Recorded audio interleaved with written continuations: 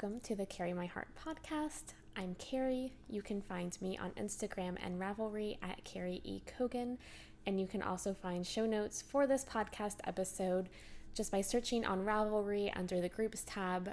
You can search the Carry My Heart podcast and you should find us no problem. And just thank you for being here. If you're a new viewer, welcome. It really means a lot that you found this podcast. And if you're a returning viewer, thanks for coming back. You guys are why I keep doing this. I almost said every single week. It's definitely not every single week. I'm sort of on a summertime schedule as other mini podcasters are. And that's okay. You know, we all have incredibly busy lives, and I am here in Chicago, and when we have summer, we like to go outside and do things. So maybe once it's winter again, then, I'll make this podcast more of a weekly thing because I'll be cooped up inside, probably watching it snow outside. But until then, thanks for coming back and hanging in there. I know that I'm a slow uploader, but thanks for coming. So this podcast today is going to be all about knitting, as it has been the past few weeks. I don't have anything that I'm crocheting at the moment, and I don't have any new spinning to show, unfortunately. I've been staring at my spindle pretty much every single day, telling myself that I need to get back into it because I've been watching some other podcasters that have just some really beautiful yarn that they've been spinning up, and I want to start doing that again. But in the meantime, I'm really excited. I'm just going to dive right into everything that I have to show you. And as you can probably guess from the episode title, you guys, I made a sock. And I'm in love. I'm so in love. So if you're new, you're probably like, okay, so you made a sock. Well, this is actually the first sock that I've ever knitted before, which is why I'm so incredibly proud of it. This is, it's my first sock. I knit this using essential fiber. This is the, they call me Shauna colorway. I'm pretty sure I'm getting that wrong all of a sudden, but it is, so every single month, Essential Fiber dyes an exclusive colorway, and this was the colorway for April. I originally saw this yarn at YarnCon, which was the first weekend of April, and I did not actually buy it there, and I had extreme regret and ended up buying it off of her online shop a couple weeks after YarnCon before April ended. And I love it. So I call this my cat yarn because it kind of looks like a cat to me. Just because, in the past I've had a cat that was orange, and then right now my parents have a black cat whom I love dearly. And so this yarn just reminds me of cats, and that makes me a little bit happy. But I'm elated. I'm elated by this sock. It is so wonderful. So I used the sock pattern on Ravelry, the free sock pattern provided by the Knit More Girls podcast. And I really, really enjoyed their pattern. It was easy to follow. Being my first sock, I did fudge quite a few things. And I'm currently working on the second sock at the moment. And so hopefully it will go a little bit easier. But having made my first one, I know a lot better what I'm doing, and I'm no longer terrified to knit socks. I have been telling myself since 2014 that this will be the year I'm going to knit socks, and then 2014 never happened, 2015 never happened, and finally 2016 I will have a pair of finished socks. So this is my hoe. I still have yet to weave in the ends, as I'm sure you can just see them dangling, but I'm so proud of this. This side I actually think looks a little bit better. If on this side you might be able to see there's, if it'll focus, a teeny tiny little hole because I just utterly messed up on that part, but it's okay. I am insanely proud of this sock. So I have not taken it off of the blocker since I finished it, and I just like to look at it. And part of me just wants to hang it on the wall like it's art. So here is the other sock so far. Here is the yarn all caked up. Like I said, this is from Essential Fiber, and it's just really beautiful. It's just like a really, really soft orange that if the color's not right, it can actually look a little pink. But it is an orange. And then here's what I've got so far of the second sock. I've got the cuff, and then I probably have about 2 more inches of the leg. So I didn't take super extensive notes as I was knitting the other sock,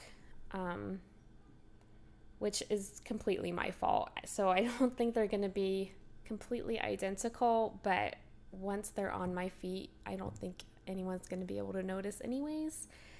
And so, as I become a more experienced sock knitter, then hopefully, I'll take the gumption to actually take notes as I'm working on these socks.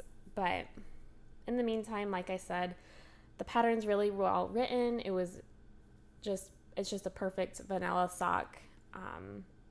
I cast on 56 stitches as the pattern called for. And as I was knitting, I was actually a little bit terrified that it wasn't going to fit. But I reached the point where I was like, if it doesn't fit, it doesn't fit. So I was not willing to rip out the other sock. But I finished that sock. It fits great.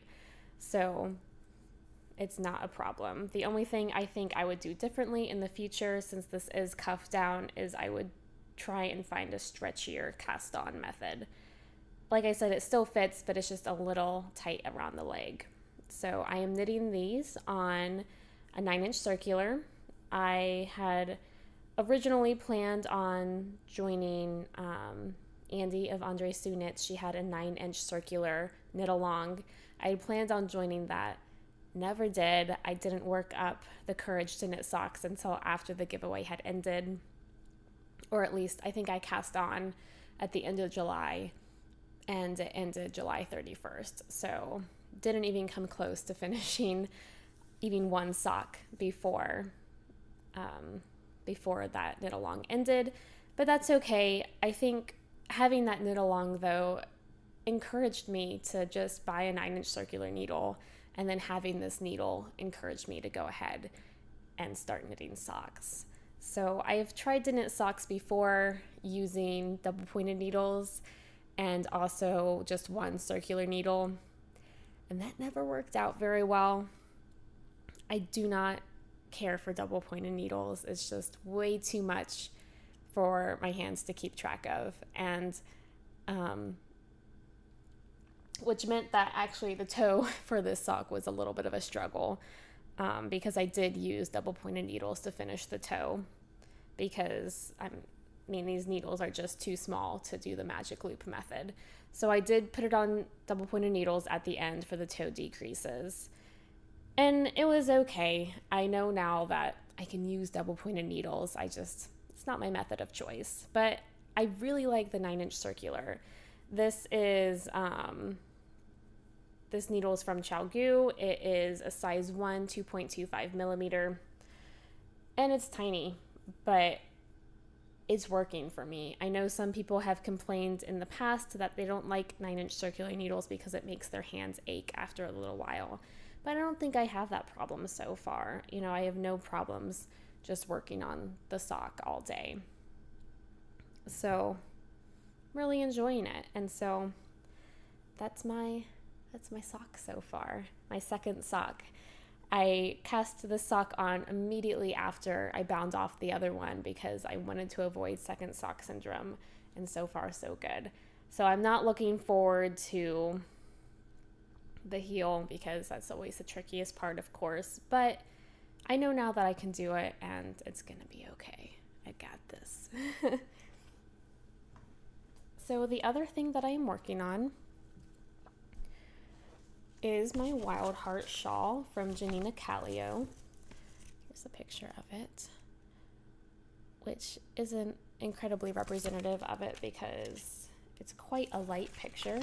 So show you what I've done so far. Haven't done a lot because socks have been sort of my MO at the moment, but I'm keeping it in my yarn con bag. And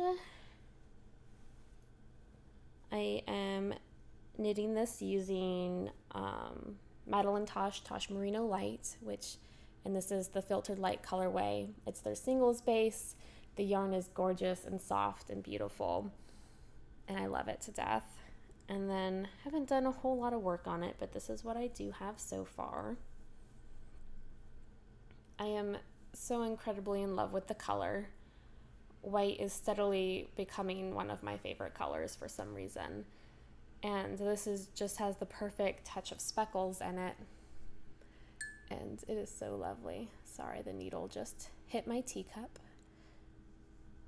But it's gorgeous. The lace is gorgeous so far. It has these drop stitches. And I love it. I love it so far. I'm sorry, I think my head keeps popping out of frame.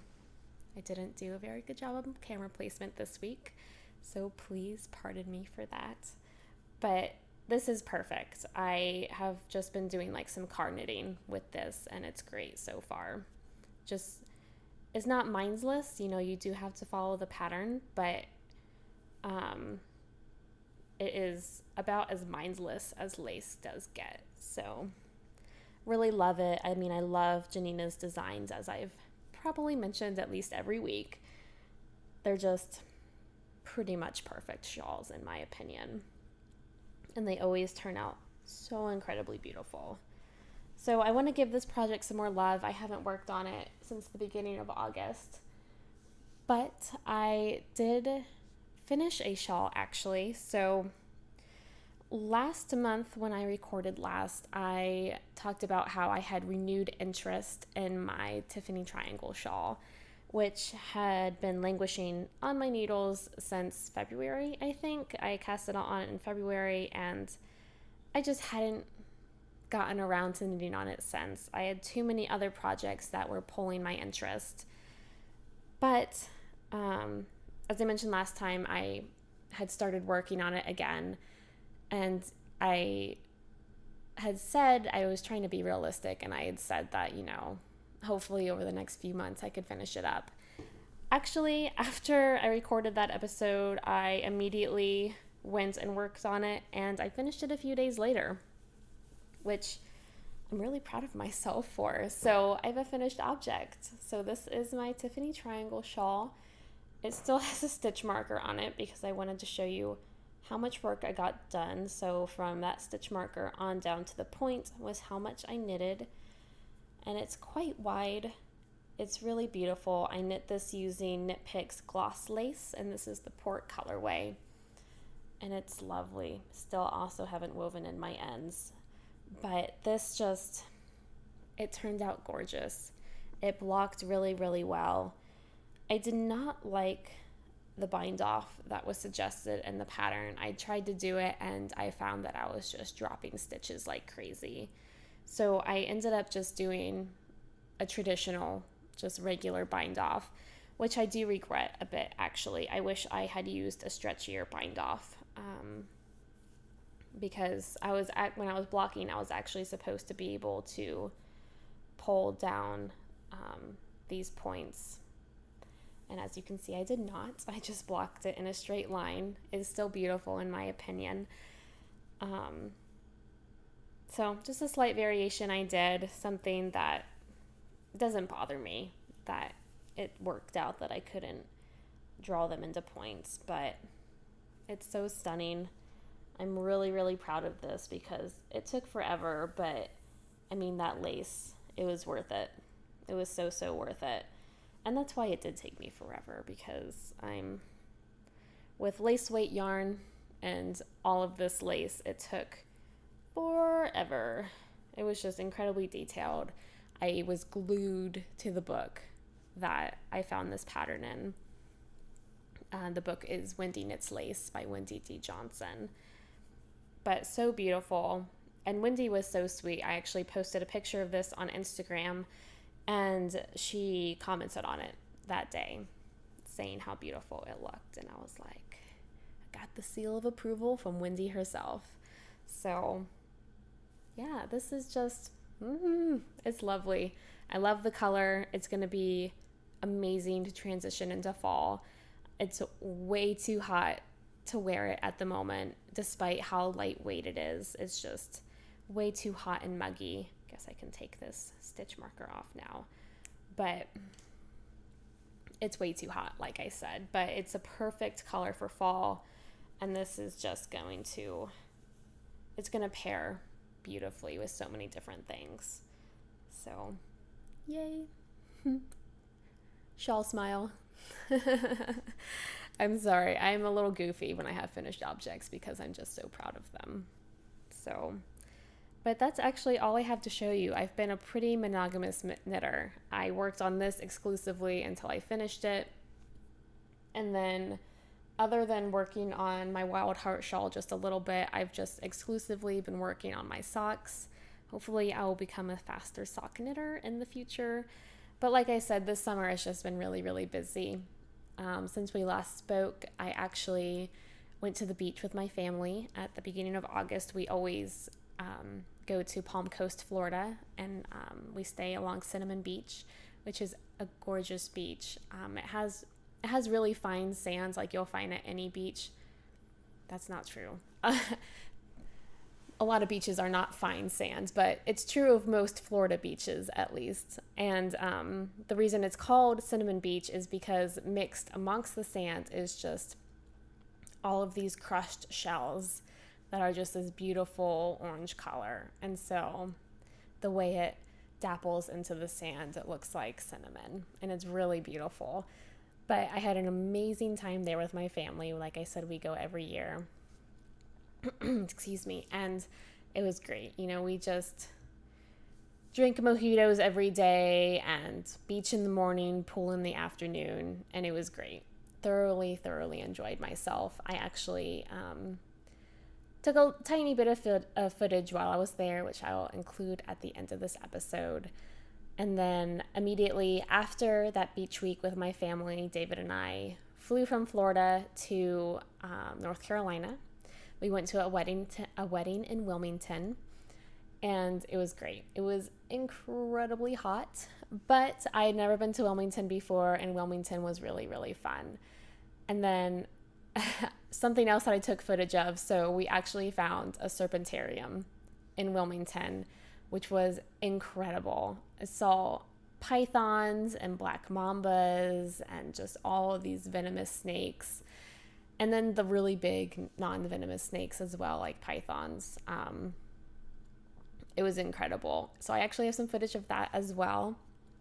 If snakes aren't your thing, which is okay, I do not blame you at all. They are not for the faint of heart, to say the least. Just being there was a little humbling. I was like, wow. The only thing that separates me between this deadly snake is like an inch of glass. It was insane. So I have some footage of that. If snakes aren't your thing, just a heads up, feel free to not watch beyond to this, which is more than okay, not for everybody. I definitely understand that. But it was just a great time. Those snakes were incredible. David and I really love reptiles, which is why we went. And I saw some snakes that hopefully I will never encounter in the wild. So hopefully it's the last time I'll ever see those snakes that close. But thank you so much for watching this week. I am glad to have finally recorded another episode. Thanks to all my subscribers who have stuck around and waited for this episode. I really appreciate you. And so I will see you next time. Until then, bye.